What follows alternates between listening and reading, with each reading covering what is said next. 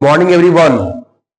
आज के इस वीडियो में हम लोग जो चार्ज के बेसिक कॉन्सेप्ट कुछ रह गए थे उसके बारे में डिस्कशन करके सारे फंडामेंटल कॉन्सेप्ट को खत्म करेंगे और उसी के आधार पर हमारे सारे चैप्टर्स का एक बिल्डिंग तैयार होगा। जैसा कि जानते हैं आप, 12th बोर्ड में फर्स्ट बुक 8 चैप्टर्स का कॉम्बिनेशन है और 8 चैप्टर्स पूरा का पूरा चार्ज के कॉन्सेप्ट पर ही बेस्ड होता है। इसीलिए इस बेसिक कॉन्सेप्ट को, फंडामेंटल कॉन्सेप्ट को किसी भी कीमत पर इग्नोर मत करिएगा। हम लोग देखते हैं, आज आगे बढ़ते हैं थोड़ा सा और देखते हैं क्वांटाइजेशन ऑफ चार्ज। जैसा कि पिछले वीडियो लेक्चर में हमने बताया था कि स्मॉलेस्ट यूनिट ऑफ चार्ज मतलब सबसे छोटा जो यूनिट होता है चार्ज का वो है इलेक्ट्रॉन पर चार्ज, मतलब charge on electron, that is the smallest unit of charge and its value is equal to 1.6 into 10⁻19 coulomb. लेकिन मैंने एक चीज और भी बताया था कि इससे भी स्मॉलेस्ट यूनिट ऑफ चार्ज होता है, उसका नाम है क्वार्क, जो रिसेंटली डिस्कवर्ड हुआ है, जिस पर चार्ज ±2/3e और ±1/3e होता है। लेकिन डिफरेंस क्या है? इलेक्ट्रॉन पे जो चार्ज होता है वो इंडिपेंडेंटली एग्जिस्ट करता है, लेकिन क्वार्क जो ऐसा पार्टिकल है, क्वार्क ऐसा पार्टिकल है जो इंडिपेंडेंटली एग्जिस्ट नहीं करता, स्वतंत्र रूप से नेचर में मौजूद नहीं है। लेकिन इलेक्ट्रॉन पे जो चार्ज है हमारा वो इंडिपेंडेंटली मतलब स्वतंत्र रूप से नेचर में मौजूद है। इसीलिए हम लोग smallest unit of charge electron को ही कहते हैं, या इलेक्ट्रॉन पे जो चार्ज होता है उसी को स्मॉलेस्ट यूनिट ऑफ चार्ज, सबसे छोटा यूनिट ऑफ चार्ज हम लोग कहते हैं। तो क्वांटाइजेशन ऑफ चार्ज का मतलब ये हुआ कि क्वांटाइजेशन ऑफ चार्ज का मीनिंग क्या है? किसी भी ऑब्जेक्ट पर, इस दुनिया में किसी भी ऑब्जेक्ट पर जो चार्ज को स्टोर कर रहा है या उस पर चार्ज जो रिसाइड है, चार्ज मौजूद है, उसको हम लोग इलेक्ट्रॉन के इंटीग्रल मल्टीपल मतलब पूर्णांक संख्या के रूप में हम लोग एक्सप्रेस कर सकते हैं। जैसा कि हमने दिखाया है इस क्वांटाइजेशन ऑफ चार्ज, ये जो आप देख रहे हैं क्वांटाइजेशन ऑफ चार्ज, इसमें आप देख सकते हैं ये जो हमारा क्वांटाइजेशन ऑफ चार्ज का फॉर्मूला हमने लिखा है Q equal to plus minus NE, where n जो हमारा है, n जो है where n equal to 1 2 3 4 dot dot dot, मतलब ये हमारा जस्ट लाइक इंटीजर्स है। लेकिन हम इसको कहेंगे कि क्या इलेक्ट्रॉन को, क्या आधा इलेक्ट्रॉन या 1.5 इलेक्ट्रॉन या 3.5 इलेक्ट्रॉन, क्या हम लोग इसको ट्रांसफर कर सकते हैं एक बॉडी दूसरी बॉडी में? नहीं। जब भी ट्रांसफर होगा तो कंप्लीट इलेक्ट्रॉन ट्रांसफर होगा, जैसे 1 electron, 2 electron, 3 electron, 4 electron, 100 electron, 1000 electron, 1 lakh electron, ऐसे ट्रांसफर हो सकता है। कभी भी हम लोग फ्रैक्शन के फॉर्म में 1.5, 2.5 ऐसे इलेक्ट्रॉन कभी ट्रांसफर नहीं होता है। यही क्वांटाइजेशन ऑफ चार्ज कहने का मीनिंग यही होता है। इसको हिंदी में हम लोग क्वांटाइजेशन ऑफ चार्ज को कहते हैं चार्ज का क्वांटमीकरण, आवेश का क्वांटमीकरण। ठीक है, हम लोग आगे बढ़ते हैं। Conservation of charge. चार्ज जो होता है किसी आइसोलेटेड सिस्टम के लिए, हम बात करें किसी आइसोलेटेड सिस्टम के लिए हम लोग बात करें, जो चार्ज होगा टोटल चार्ज वो हमेशा जो है इक्वल रहेगा, मतलब हमेशा कंजर्व रहेगा। जैसे हम लोग यहां पर, जैसा कि इसको डिटेल लिखा हमने कंजर्वेशन ऑफ चार्ज को, इसका मीनिंग क्या है? इस चीज को हम एक्सप्रेस करें लैंग्वेज में, थ्योरेटिकल फॉर्म में बोलेंगे, charge can neither be created nor be destroyed for an isolated system. For an isolated system के लिए हम लोग बात करें यदि, तो चार्ज को कभी ना तो हम लोग कभी उत्पन्न कर सकते हैं, ना ही क्रिएट कर सकते हैं, और ना ही इसको डिस्ट्रॉय कर सकते हैं। एग्जाम्पल के लिए थोड़ा यहां समझते हैं। एग्जाम्पल के लिए हमारे पास मान लीजिए हमारे पास NaCl है, NaCl जिसको हम लोग नमक कहते हैं, सॉल्ट कहते हैं, नमक, NaCl सोडियम क्लोराइड।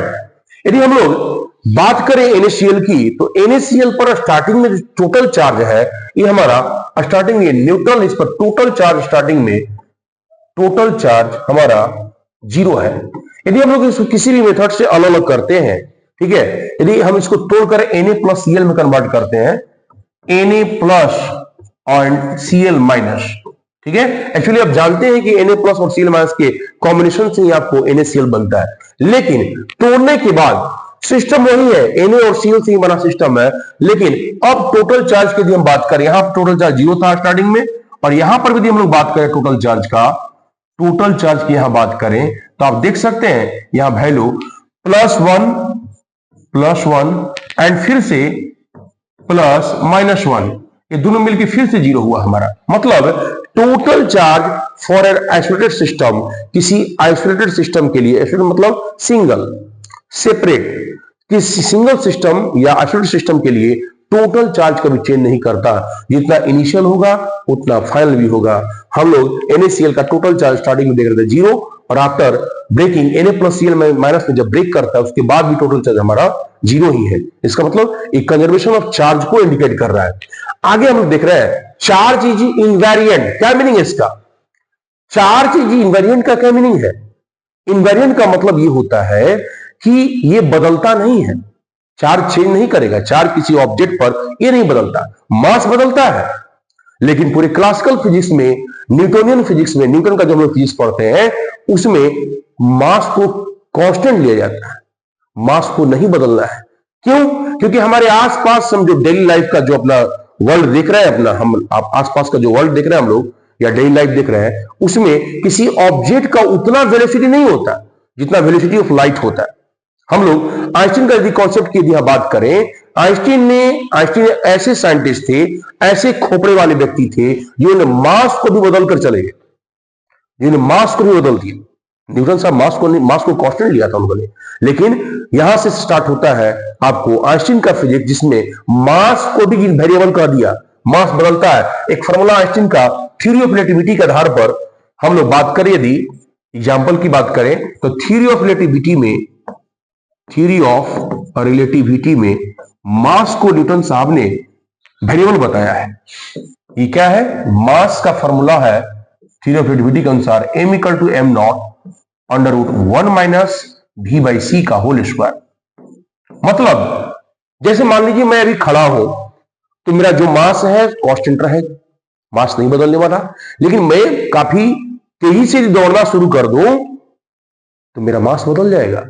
यही तो कहता है थ्योरी ऑफ रिलेटिविटी, यही तो कहता है सापेक्षवाद का सिद्धांत। मेरा मास भी बदल जाएगा, मेरा द्रव्यमान बदल जाएगा। और यही हमारा वेलोसिटी, यदि या इस पेन को आप देख रहे हैं, इस पेन को, ये पेन का मास कितना होगा स्टार्टिंग में? हार्डली आपका 50 ग्राम। लेकिन इस पेन को यदि हम वेलोसिटी ऑफ लाइट के कंपेरेबल वेलोसिटी में फेंक दें, उस वेलोसिटी से फेंक दिया जाए, इसका मास बहुत ज्यादा इंक्रीज कर जाएगा, लाखों मिलियंस टन्स में इसका मास हो जाएगा। तो हम और आप इन डेली लाइफ में इस चीज को एक्सपीरियंस नहीं कर सकते हैं। आप सोचिएगा वो दौड़ने लगेगा तो उसका मास कैसे बढ़ जाएगा? हाँ, कुछ तो इंक्रीज करेगा, इस थ्योरी के आधार पर कुछ इंक्रीज करेगा, लेकिन आपको पता नहीं चल पाएगा, हम लोग उसको ऑब्जर्व नहीं कर पाते। ठीक है, मान लीजिए पिकोग्राम में ही हमारा एग्जिस्ट कर रहा है, थोड़ा बढ़ गया तो उसको क्या ऑब्जर्व कर पाइएगा? जब इलेक्ट्रॉन का ट्रांसफर होता है एक बॉडी से दूसरे बॉडी में, वहां मास में चेंजिंग आता है। तो मास में चेंजिंग आता है तो वो भी ऑब्जर्वेबल नहीं है, पता नहीं चल पाता है, क्योंकि बहुत निग्लिजिबल मास में चेंजिंग आता है। हम लोग आगे देखते हैं इसके बाद का जो कॉन्सेप्ट है, similar charges repel and dissimilar charges attract each other. तो similar charges repel and dissimilar charge attract each other. यदि सिमिलर चार्ज की हम बात करें, मतलब सिमिलर पॉजिटिव नेगेटिव चार्ज यदि रहेगा हमारा, तो एक दूसरे को रिपेल करता है। लेकिन यही अपोजिट चार्ज रहे, प्लस माइनस, तो आपस में अट्रैक्ट करेगा। ठीक है, इसको सिंपल भाषा में समझते हैं। यदि प्लस प्लस चार्ज रहे हमारा, प्लस और प्लस ये दोनों क्लोज आए तो एक दूसरे को रिपेल करेगा, यहां से रिपल्सन होगा, रिपेल करेगा एक दूसरे को। या फिर माइनस माइनस भी चार्ज आए, लाइक चार्जेज मतलब सिमिलर चार्जेज, यहां भी रिपल्सन होगा, दे रिपेल ईच अदर। लेकिन यदि अपोजिट चार्ज रहे प्लस और यहां पर पास में आ रहा है माइनस, ठीक है, तो ये दोनों एक दूसरे को अट्रैक्ट करेगा, यहां पे अट्रैक्शन होगा, यहां पे अट्रैक्शन होगा। अब इसको सिंपल भाषा में समझ लीजिए, मतलब यहां पर देखिए प्लस प्लस मतलब एक दूसरे को क्या कर रहा है? रिपेल कर रहा है, मतलब एक दूसरे को धकेल रहा है। इसको सिंपल भाषा में धसोरन फोर्स, धसोरन बल। और यहां पर प्लस माइनस एक दूसरे को क्या कर रहा है? एक दूसरे से अट्रैक्शन है, सटा सटा हुआ है ना, इसको हम लोग मोहब्बत बल बोल दीजिए, अट्रैक्शन फोर्स बोल दीजिए, एक दूसरे में मोहब्बत होगा। और यहां पर प्लस माइनस या माइनस प्लस एक दूसरे में रिपल्सन होगा, मतलब धसोरन होगा, एक दूसरे को रिपेल करेगा। लास्ट पॉइंट हम लोग देखते हैं, repulsion is true test of charge. या इलेक्ट्रिफिकेशन कहिए, टू टेस्ट ऑफ चार्ज या इलेक्ट्रिफिकेशन, क्योंकि हम लोग जब चार्ज की बात करते हैं वहां पर इलेक्ट्रिफिकेशन की बात करते हैं। इलेक्ट्रिफिकेशन का यदि ट्रू टेस्ट यदि हम कहें तो रिपल्सन ही, किसी भी इलेक्ट्रिफिकेशन या चार्ज का ट्रू टेस्ट करिए यदि हम लोग तो रिपल्सन से होगा, नॉट अट्रैक्शन। अट्रैक्शन के द्वारा कभी भी हम इलेक्ट्रिफिकेशन का ट्रू टेस्ट नहीं कर सकते हैं। कैसे? क्योंकि अट्रैक्शन एक चार्ज बॉडी और एक अनचार्ज बॉडी के बीच में हो सकता है। जैसा कि मैंने इनिशियल क्लासेस में आपको दिखाया था, कॉम्ब को रगड़कर, अपने बालों में कॉम्ब को रगड़कर और बिट्स ऑफ पेपर के पास ले गए थे, तो बिट्स ऑफ पेपर तो आपको, वो हमारा अनचार्ज बॉडी है और ये हमारा चार्ज बॉडी है। तो जब हम ले गए थे उसको अट्रैक्ट कर लिया था। तो अट्रैक्शन चार्ज और अनचार्ज बॉडी भी हो सकता है, लेकिन रिपल्सन जब भी होगा तो दोनों का दोनों चार्ज होना चाहिए। जिस दो ऑब्जेक्ट के बीच में आपको रिपल्सन करवाना है तो दोनों का दोनों ऑब्जेक्ट चार्ज स्टेट में होगा तो अभी जाकर रिपल्सन होगा। लेकिन अट्रैक्शन जब भी होगा, अट्रैक्शन चार्ज में भी हो सकता है, दोनों चार्ज भी हो सकता है, और एक चार्ज और दूसरा अनचार्ज बॉडी भी हमारा हो सकता है। आज के इस वीडियो में बस यहीं तक। हम लोग मिलते हैं नेक्स्ट वीडियो में, मजेदार ढंग से समझते हुए हम लोग इस चैप्टर को खत्म करेंगे।